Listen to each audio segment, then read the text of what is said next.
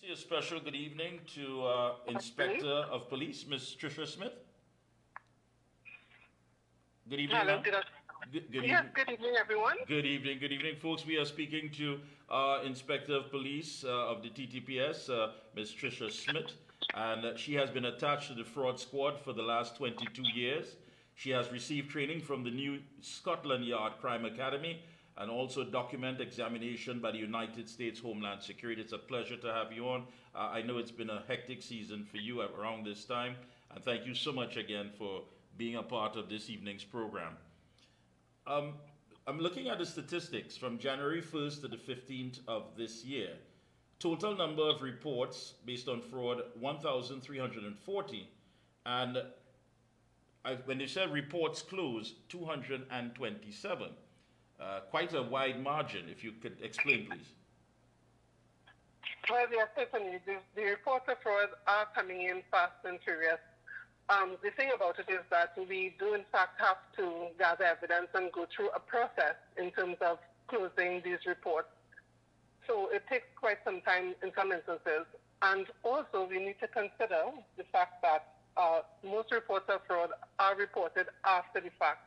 As a result, we have to play catch up in terms of getting the necessary evidence in order to prosecute the alleged offenders. Yeah. I'm looking at the dollar value here as far as the effects of it financially.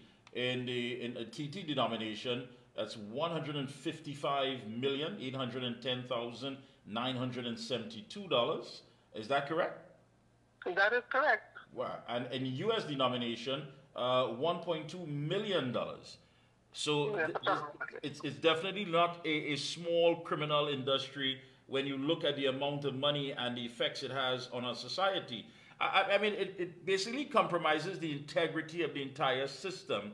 And you've been involved in so many years. How does that affect us directly or indirectly as citizens? Well, certainly, fraud it affects businesses, it affects governments and individuals. It is something that we all need to pay attention to and do our best to mitigate against these challenges and to make ourselves hard targets.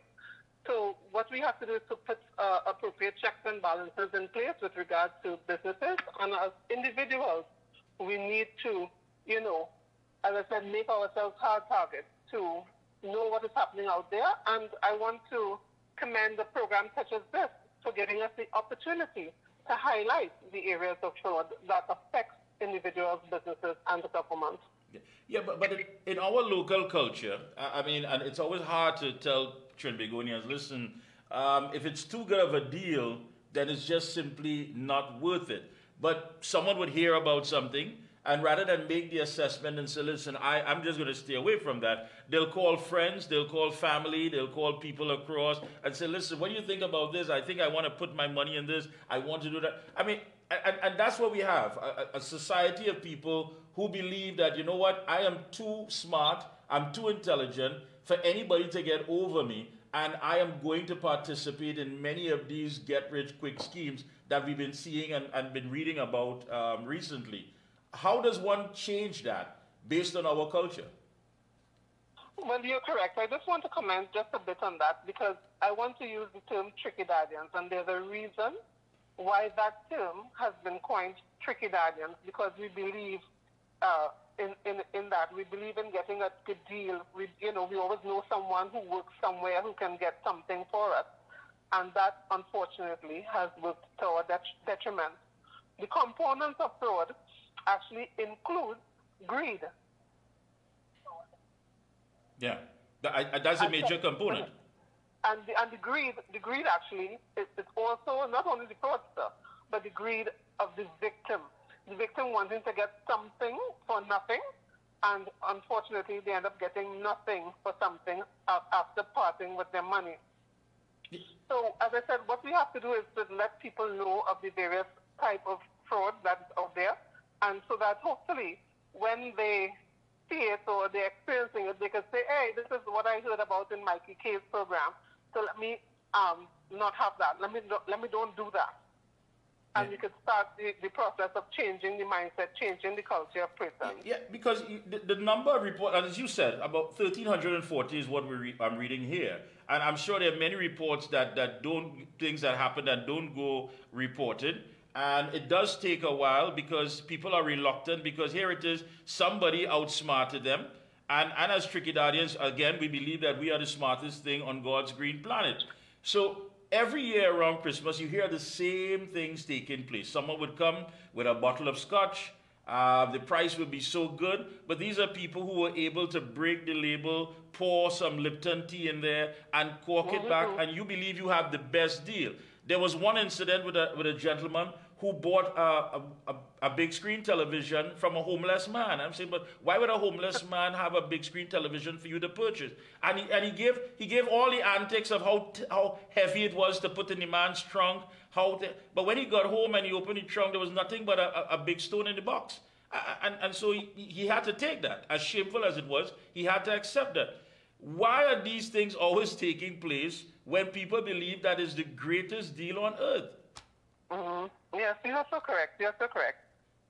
You know, I just want to say that what we are seeing now is, yes, we have that type of fraud, and that is on the lower end. But what we are seeing now is an upsurge in a little bit more, let's say, tech-savvy type of fraud, in that we are having a lot of online fraud. And the online fraud, basically, is far and wide-ranging in that it encompasses what we will consider to be investment fraud. So you will have persons reaching out to victims by way of social media, and in some instances in person. And this is piggybacking on COVID, where everyone was inside and so on. And, you'll see that there was a large increase in the amount of social media use, etc., advertising online, while businesses, adapted to the new normal at that time. So we have persons, telling you about these investments, etc. And of course, as you mentioned, large rate of return of your investment. You invest $3,500, you get back $35,000 in 1 month. And, if something like that were to be real, there would be a lot of Bill Gates. Everybody would be a millionaire. It just doesn't happen. And you're right. Like that. Yeah, and you're so correct. I mean, but then again, there are people, and when you talk about online fraud, again, a lot of this has to be based on your personal information. I don't know if you get to sink this into the psyche of many people, into their tough skulls, that at the end of the day, it is the information that these hackers and these online scammers work with. I mean, people act surprised, for example, if somebody breaks into your home, but you have put up all the pictures on social media that you're in Barbados having a great time. You're telling these scammers, listen, here's where I am, this is what I'm using, this is the life I'm living. How difficult is it when information is so easy to access, because people are actually giving it away, posting and posing up, that at the end of it all, you ask yourself, are they just simply working for the scammers? No, I'm sure they're not, because, they are suffering a financial loss, and in some instances, it can be pretty devastating for the victim, to go through something like that. So as you mentioned, the person in Barbados, so what we also see is that, suppose like the person is in Barbados, yet their email account is hacked, and their friends are receiving emails telling them, well, look, I'm in Barbados, I'm in a jam, can you please send money? And that sort of thing. So they're sending money to these third-party persons who they don't know. And the fraudster may be local or overseas, and they are cashing in on these payments, etc. Only when the person returns, the friend asks them, well, what's up with that? And the friend, you're saying they don't know anything about that. They didn't send out these emails. Yeah. So we also have what we call account takeovers, in that we want to encourage people to. Online banking is real. A lot of people do it. It's convenient. And we want you to pay attention to your banking account. So because there are instances whereby the password reset is done, and all of a sudden you've seen these set of transactions that the genuine account holder does not know anything about. So if you pay attention to your account, as soon as you see unauthorized transactions, you can contact the bank and put a stop on your account. and thereafter you'll make the report to the police, and we'll do the tracing thereafter. Yeah, Inspector Smith, what is the most, should I say, common one that you're dealing with? I mean, you're seeing quite an influx of that and being bombarded with reports. What is the one that stands out most currently right now in this country? Well, in terms of online fraud, what we have is what we call the account takeovers. So persons who have not set up online banking accounts, their accounts, the fraudsters are doing it for them, and essentially making withdrawals, online purchases or sending money to various persons' accounts and emptying their accounts. That's one way. And the other one is with these fraudulent online purchases. And the third would be the investments. Yeah, so you're seeing the investments. I know you had some challenges some time back with people who simply were promising delivery, whether it be vehicles, appliances, unable to do it, and that in itself is a different category. So now you're seeing more high-tech activity taking place. Is that it? That is correct. That there's certainly a lot of that fraud around, and just to give you a general idea, so far for the year we have had over $5 million in that type of online fraud reports. That's the value. Wow, I tell you, and as well as many of these dating sites seem to be giving out information as well. Have you been getting any reports of that as well? Well, the thing is, the dating sites, and I would also mention porn sites as well. Would you believe that there's something called sextortion, whereby persons who visit dating sites, who may visit porn sites, sometime after they would receive an email telling them that, the person, while they were looking at these porn sites, etc., they have captured images, they have downloaded a Trojan into their phone or the device and that sort of thing, and they are telling the victim to send money to a Bitcoin account because they believe that these things are untraceable.